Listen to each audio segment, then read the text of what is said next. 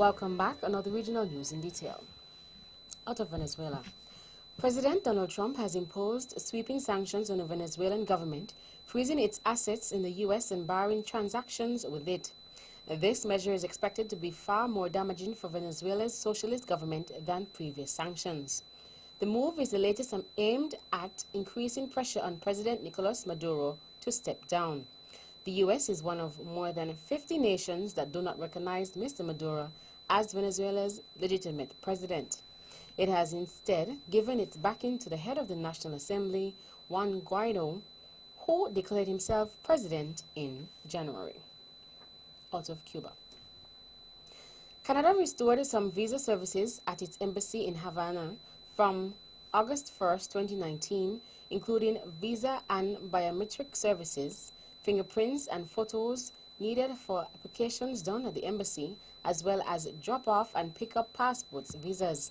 The new announcement does not restore the full list of restricted services, but Immigration, Refugees and Citizenship Canada (IRCC) says it will make the process faster, easier and less expensive for applicants. The Canadian authorities suspended immigration proceedings due to unexplained illnesses among Canadian and U.S. diplomats dating back to the spring of 2017. Canada's Immigration Minister Ahmed Hussein said this decision wasn't taken lightly. A June statement from his office read, adding, workers need to be protected. The mission staff has been infrequent since January after more than a dozen officials suffered headaches, dizziness, and nausea in Havana. Out of Guyana. Between January to July 2019, more than 8,600 Haitians arrived in Guyana and only 13 left the country legally. In a display of hysteria to feed the base of multiple factions, the Haitians are coming is making headlines across the country. The opposition and its constituents are claiming the black government in Guyana is doling out citizenship to the Haitians in an effort to have them register to vote for the ruling government and by selective means avert the Indian-dominated People's Progressive Party (PPP) from winning the upcoming general election. Meanwhile, on Sunday, it was learned that a significant number of the 8,600 plus Haitians who arrived in Guyana during the last 7 months made way to Latham, a frontier town neighboring Brazil, according to investigations by the Guyana Kiter. The Haitians can't be accounted for because they don't remain in Guyana. They continue to Brazil and Suriname illegally through the so-called backtrack to get to French Guiana and elsewhere in South America. Haitians constitute 30 to 50% of the immigration population in French Guiana. Out of Trinidad and Tobago. Nazma Mullah, founder of the Caribbean Collective for Justice and a staunch advocate for the legislation of marijuana in the region, has long maintained that it's unconscionable that Trinidad and Tobago's Ministry of Health has never exercised clauses to amendments made to the Dangerous Drugs Act in 2000, which allows for licenses to grow, import, export, sell and distribute marijuana, and regulates the use, purchase, sale, or possession of any dangerous drugs for medicinal or scientific purposes. In 2016, Muller's group started a petition asking for the government to legalize cannabis. They presented the petition, which has now garnered close to 12,000 signatures, to Prime Minister Dr. Keith Rowley in 2018. The government later announced that cannabis would be decriminalized as early as June 2019, but that has not yet come to pass. Such delays prompted Muller to upload a YouTube video asking for citizen support at a protest outside the country's parliament on July 31, 2019. People who need cannabis, she explained, cannot have access to it. On the eve of emancipation, the parliament is being called to discuss the bail amendment bill to deal with the crime situation. We cannot deal with crime without dealing with ganja. Trinidad and Tobago recently saw a spate of murders, one of which was the fatal shooting of an alleged drug dealer. That's it for regional stories. Stay with us for news from around the world.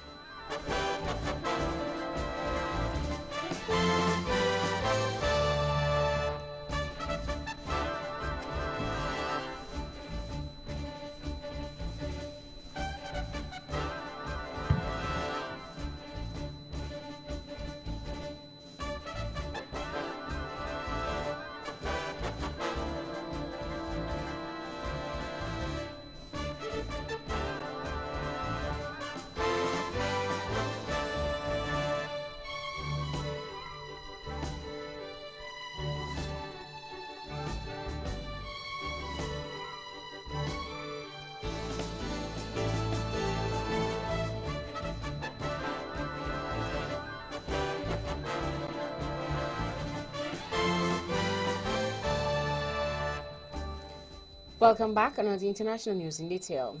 China has issued a strong warning to Hong Kong's protesters, saying their attempts to play with fire will only backfire.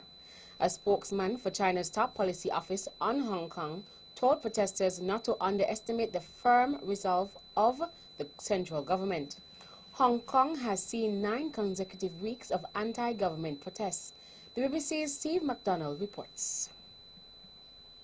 The threat from the Chinese government really to the most radical protesters that Beijing will not tolerate this instability, that at some point the message is it will get involved, and that means the People's Liberation Army. Now today he was asked about that, and the spokesman for that ministry from the central government responsible for Hong Kong said that for now they believe the Hong Kong police can handle this. However, he said that these protesters shouldn't underestimate Beijing's resolve. Prison authorities in Brazil have found convicted drug dealer Clavino da Silva dead in his cell, 3 days after an elaborate escape was foiled. Prison officials said it appeared that da Silva had hanged himself. Guards on Saturday stopped Silva as he tried to walk out of the prison disguised as his teenage daughter. A video showing him removing his disguise, which included a silicone mask and a wig, piece by piece received widespread media coverage.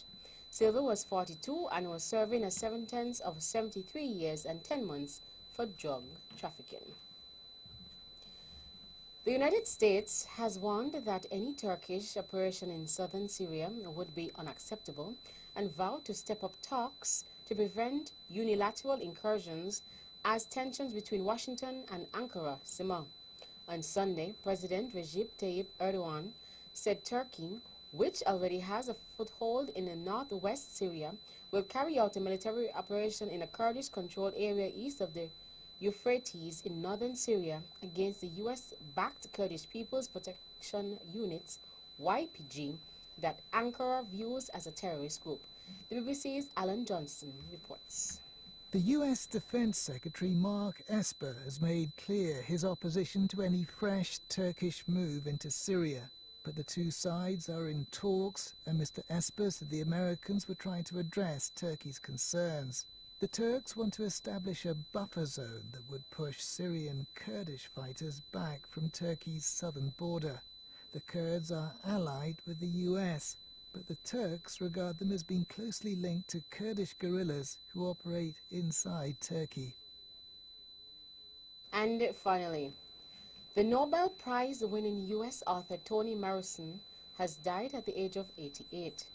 The Morrison family confirmed with profound sadness that Morrison had died following a short illness. The author of 11 novels, she won the Nobel Prize for Literature in 1993, having published her first novel, The Bluest Eye, in 1917.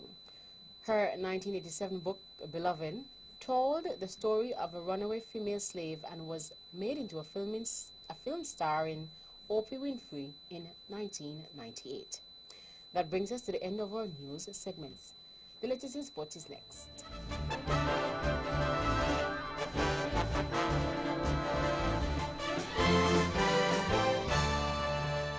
This summer promises to be one of the hottest. Keep cool. Shop at the TDC Home and Building Depots. Get up to 25% in savings on fans, air conditioning units, coolers, refrigerators, freezers, pools, and so much more. So don't sweat. Visit the TDC Home and Building Depots on Frigate Bay Road or Penny's Industrial Estate today and beat the heat. Terms and conditions apply.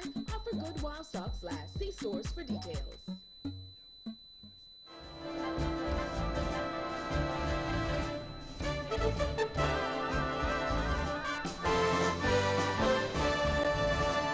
Welcome back to another Sports in Detail.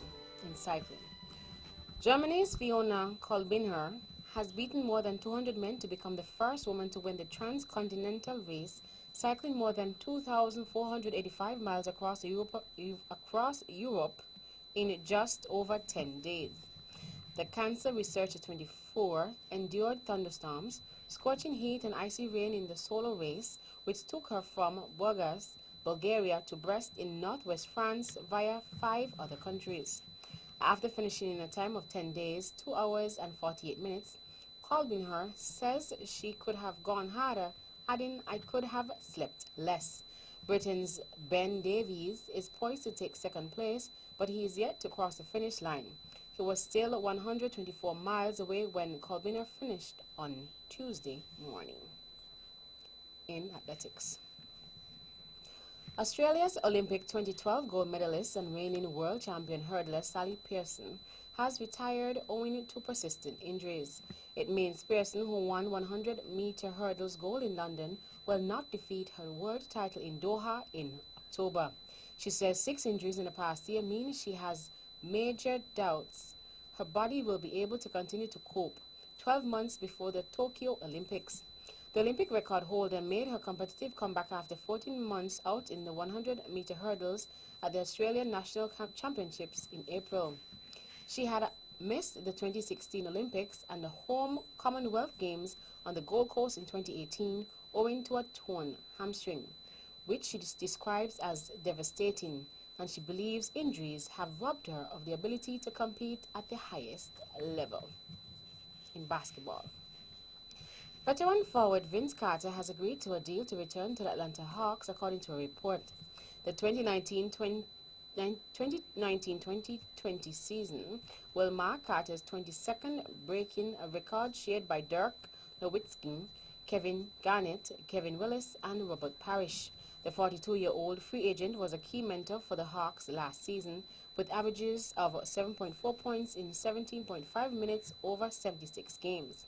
He was one of the few veteran free agents still available after a busy off-season. And cricket.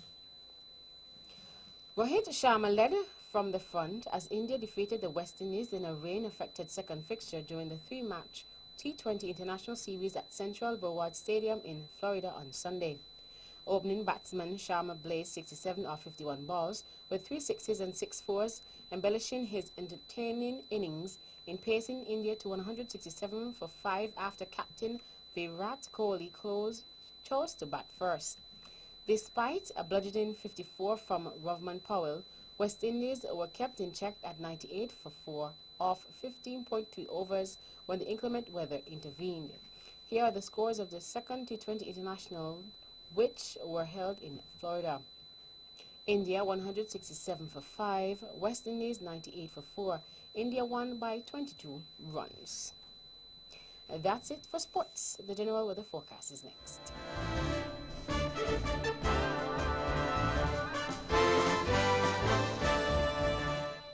Welcome back, and now the local weather forecast for St. Kitts and Nevis. There will be mostly cloudy skies tonight into tomorrow with a 70% or high chance of showers. There's also a slight chance of an isolated thunderstorm developing. Winds are east at 19 to 31 kilometers per hour or 10 to 17 knots, gusting higher during showers. Seas are 1.2 to 1.8 meters or 4 to 6 feet. Small craft operators should continue to exercise caution. Sunrise tomorrow will be at 5:52 a.m. And that's her wrap up the major news package for today, Monday, 6 August 2019.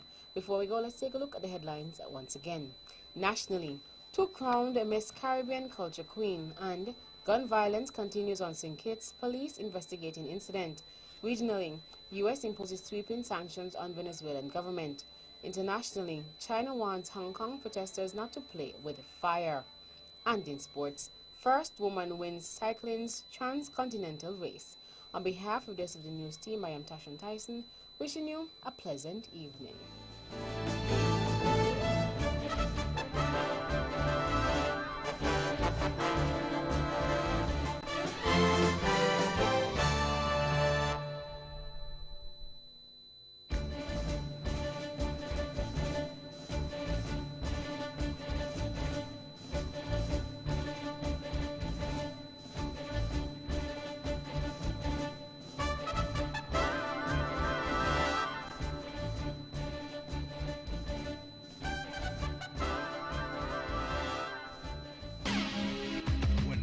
and vibrate. The whole Caribbean must shake. 860 AM, the Powerhouse. It is now 6:30 in the Eastern Caribbean. Good evening to one and all. Today is Tuesday, the 6th day of August, 2019. I am Melissa Martin. I'll be keeping you company this evening. Educate me, I am ready. Educate me, to take a stand in my country. Educate